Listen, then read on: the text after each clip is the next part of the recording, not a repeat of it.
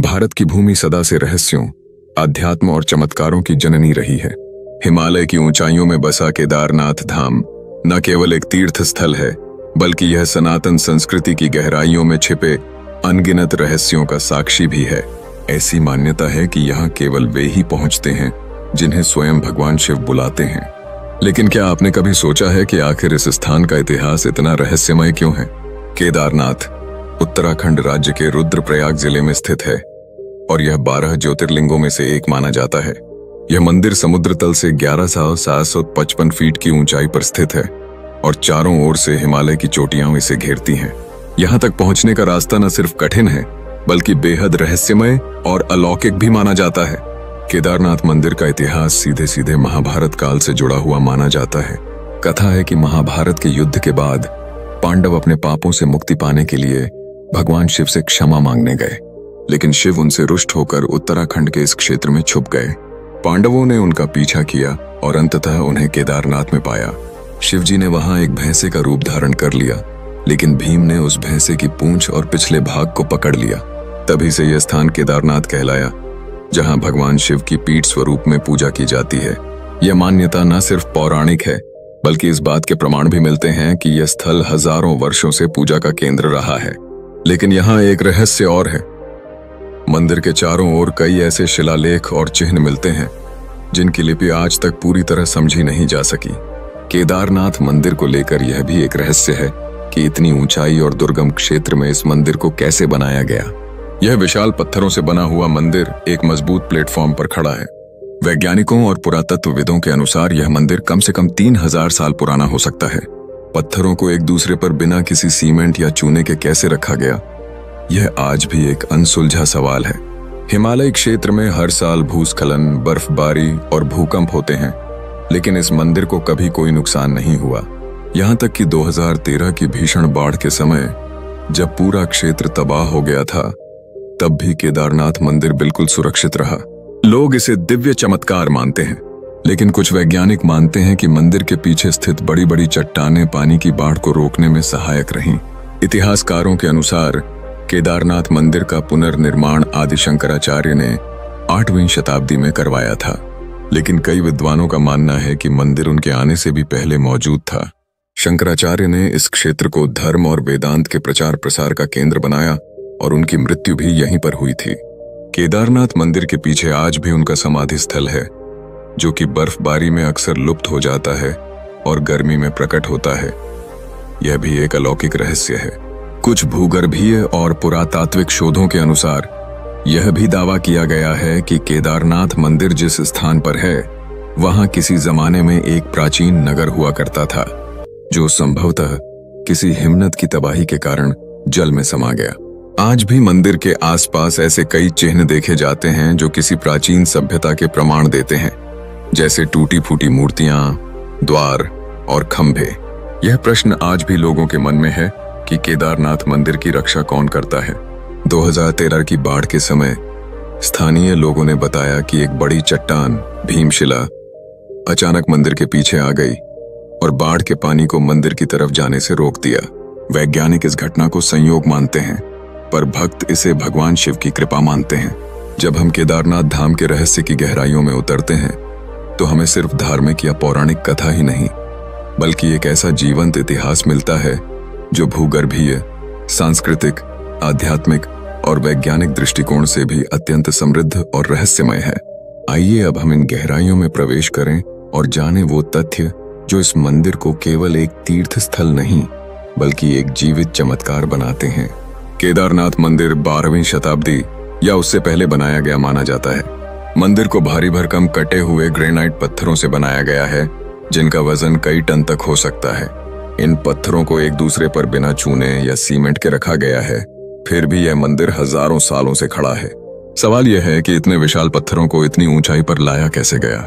आज के आधुनिक यंत्रों के बिना 11,755 फीट की ऊंचाई पर इतने भारी पत्थरों को ले जाना असंभव प्रतीत होता है। कुछ लोग मानते हैं कि यह कार्य यंत्रों की मदद से नहीं, बल्कि मंत्रों की शक्ति से हुआ था। वहीं वैज्ञानिक इसे प्राचीन वास्तुकला की एक अत्यंत उन्नत तकनीक मानते हैं। केदारनाथ मंदिर जिस स्थान पर बना है, वह मंडाकिनी नदी के किनारे एक बहुत ही पुरानी ग्लेशियर बेड पर स्थित है। कई भूगर्भीय अध्ययनों के अनुसार यह इलाका भूकंप संभावित क्षेत्र है, लेकिन फिर भी मंदिर पर कभी कोई बड़ेद्धा असर नहीं पड़ा। 2013 की बाढ़ के समय जब पूरा केदारनाथ कस्बा तबाह हो गया, तब यह मंदिर चमत्कारिक रूप से सुरक्षित बचा रहा। इसका कारण माना जाता है मंदिर के पीछे स्थित भीमशिला, एक विशाल पत्थर जिसने मंदिर को बाढ़ के पानी और मलबे से बचा लिया। लेकिन क्या यह महज संयोग था या प्रकृति ने स्वयं मंदिर की रक्षा की? महाभारत की कथा के अनुसार भगवान शिव पांडवों से रुष्ट होकर यहाँ भैंसे के रूप में प्रकट हुए। यह रूप आज भी मंदिर में प्रतिष्ठित गर्भगृह में पिंडी रूप में पूजा जाता है, जो सामान्य शिवलिंग के बजाय त्रिकोणाकार है, जो किसी पशु की पीठ जैसा प्रतीत होता है। यह स्थापत्य कला इस बात की ओर संकेत करती है कि मंदिर के निर्माता पौराणिक कथाओं को शिल्प के माध्यम से व्यक्त करना जानते थे। केदारनाथ केवल एकमात्र स्थल नहीं है, इसके अलावा 4 और स्थान मध्य महेश्वर, तुंगनाथ, रुद्रनाथ और कल्पेश्वर भी शिवजी के शरीर के अन्य अंगों के प्रतीक माने जाते हैं। कहा जाता है कि भैंसे के रूप में शिवजी धरती में समा गए और उनके शरीर के 5 हिस्से अलग अलग स्थानों पर प्रकट हुए। इस श्रृंखला को पंच केदार कहा जाता है और यह भी एक रहस्य है कि ये 5 स्थान आपस में सीधे रेखीय ऊर्जा रेखाओं ली लाइंस में जुड़े हैं, जैसा कि आधुनिक भू आकृतिक विशेषज्ञ मानते हैं। कुछ शोधकर्ताओं का मानना है कि केदारनाथ मंदिर का निर्माण खगोल विज्ञान के सिद्धांतों के आधार पर हुआ है। मंदिर का मुख उत्तर दिशा की ओर है, जबकि अधिकांश हिंदू मंदिरों का मुख पूर्व दिशा में होता है। उत्तर दिशा को हिंदू परंपरा में ध्रुव तारा और ब्रह्मा लोक की दिशा माना गया है, यानी स्थायित्व और मुक्ति की दिशा। यह तथ्य यह संकेत करता है कि मंदिर के निर्माता केवल वास्तुकार नहीं, बल्कि खगोल विशेषज्ञ भी रहे होंगे। इसके अलावा हर साल जब सूर्य विशेष स्थिति में होता है, तब मंदिर के गर्भगृह में सूर्य की किरणें सीधी पड़ती हैं, जो कि एक विशेष वैज्ञानिक गणना का परिणाम हो सकता है। स्थानीय लोक कथाओं और कुछ प्राचीन ग्रंथों में ऐसा उल्लेख मिलता है कि केदारनाथ से कैलाश पर्वत तक एक अदृश्य गुप्त सुरंग मार्ग मौजूद है, जिसे सिर्फ सिद्ध योगी या तपस्वी ही पार कर सकते हैं। इसे गुप्त केदार पथ कहा जाता है। कुछ खोजकर्ताओं ने इस क्षेत्र में ऐसे कई गुफानुमा मार्गों और गड्ढों की खोज की है, जिन्हें अब तक पूरी तरह से अन्वेषित नहीं किया जा सका है। ऐसी मान्यता है कि यह मार्ग तीव्र ऊर्जा केंद्रों से होकर गुजरता है और वहां आम मनुष्य का प्रवेश वर्जित है। केदारनाथ क्षेत्र को योगियों और तपस्वियों की भूमि भी कहा जाता है। माना जाता है कि यहाँ अनेक सिद्ध संत और साधु ध्यान करते थे, जिनमें से कई अब भी हिमालय की गुफाओं में तपस्या कर रहे हैं। कहा जाता है कि ध्यान में लीन साधकों को यहाँ दिव्य दृष्टि, शरीर पर नियंत्रण और प्रकृति से संवाद की शक्तियां प्राप्त होती हैं। केदारनाथ को शिव की तपस्थली भी माना जाता है, जहां साक्षात शिव की चेतना विद्यमान है। स्कंद पुराण, शिव पुराण और महाभारत में केदारनाथ की चर्चा कई बार हुई है। स्कंद पुराण के केदार खंड में बताया गया है कि इस क्षेत्र में पूजा करने से 84 लाख योनियों से मुक्ति मिलती है। आदि गुरु शंकराचार्य ने इस क्षेत्र को मुक्ति क्षेत्र कहा और इसे 4 धामों में से एक घोषित किया। 2013 में जो बाढ़ आई, वह केवल एक प्राकृतिक त्रासदी नहीं, बल्कि एक धार्मिक चेतावनी के रूप में देखी गई। हजारों लोग मारे गए, लेकिन मंदिर को अलौकिक रूप से कुछ नहीं हुआ। लोग कहते हैं कि यह शिव का संकेत था कि प्रकृति से खिलवाड़ करने का अंजाम भयावह हो सकता है। वैज्ञानिक मानते हैं कि मंदिर की संरचना और उसके पीछे आई भीमशिला ने इसे बचा लिया, लेकिन यह भी प्रश्न उठता है कि भीमशिला अचानक कहां से आई। आज भी यह शिला मंदिर के पीछे स्थित है और श्रद्धालु इसे एक रक्षक देवता के रूप में पूजते हैं। कुछ वैज्ञानिकों और ज्योतिषियों का मानना है कि केदारनाथ क्षेत्र एक ऊर्जा चक्र, एनर्जी वॉर्टेक्स है, ऐसा स्थान जहां धरती की चुंबकीय ऊर्जा अत्यंत तीव्र रूप में प्रवाहित होती है। यह माना जाता है कि यहां मनुष्य का तीसरा नेत्र, थर्ड आई, सक्रिय हो सकता है। यहां ध्यान करने पर मस्तिष्क की तरंगें, अल्फा वेव्स, अधिक स्थिर हो जाती हैं। यहाँ की जलवायु और वातावरण मानव डीएनए पर सकारात्मक प्रभाव डाल सकते हैं। केदारनाथ मंदिर का कोई पुख्ता ऐतिहासिक निर्माण काल ज्ञात नहीं है। विभिन्न मतों के अनुसार कुछ इतिहासकार इसे 600 ईसा पूर्व का मानते हैं।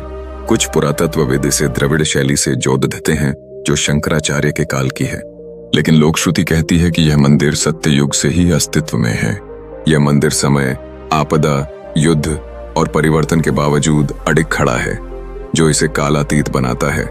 केदारनाथ धाम केवल एक मंदिर नहीं, बल्कि यह एक जीवंत रहस्य है जो हर वर्ष लाखों श्रद्धालुओं को खींचता है। इसके पीछे छिपा इतिहास, विज्ञान, पौराणिकता और आत्मिक ऊर्जा इस बात को सिद्ध करती है कि यह स्थान ईश्वर और ब्रह्मांडीय ऊर्जा का संगम है।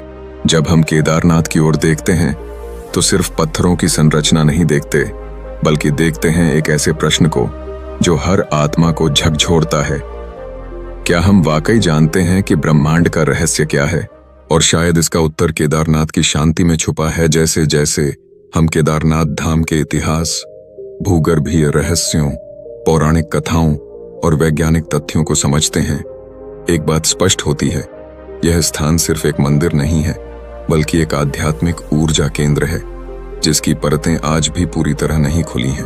केदारनाथ मंदिर के रहस्यों को विज्ञान ने समझने की कई कोशिशें की हैं। मंदिर की बनावट, उसकी भूकंप प्रतिरोधी संरचना, 2013 की बाढ़ में उसका बच जाना, यह सब विज्ञान के लिए कौतूहल का विषय रहा है। लेकिन जहां विज्ञान की पहुंच रुक जाती है, वहीं से शुरू होती है आस्था की शक्ति। पृथ्वी पर कुछ स्थान ऐसे होते हैं जहां कायनात की शक्तियां किसी विशेष संतुलन में होती हैं। केदारनाथ ऐसा ही एक स्थान है। यहाँ की हवा, पानी और मौन सब कुछ एक विशेष दिव्यता को प्रकट करता है। क्या केदारनाथ मंदिर वाकई पांडवों के समय का है? क्या यह सच है कि मंदिर का निर्माण किसी प्राचीन तकनीक से हुआ है? क्या भीमशिला और 2013 की बाढ़ केवल संयोग थे या कोई दैवी संकेत? क्या मंदिर के नीचे कोई गुप्त सुरंग या प्राचीन सभ्यता छिपी है? ये सभी प्रश्न आज भी शोधकर्ताओं, धर्मगुरुओं और भक्तों को आकर्षित करते हैं।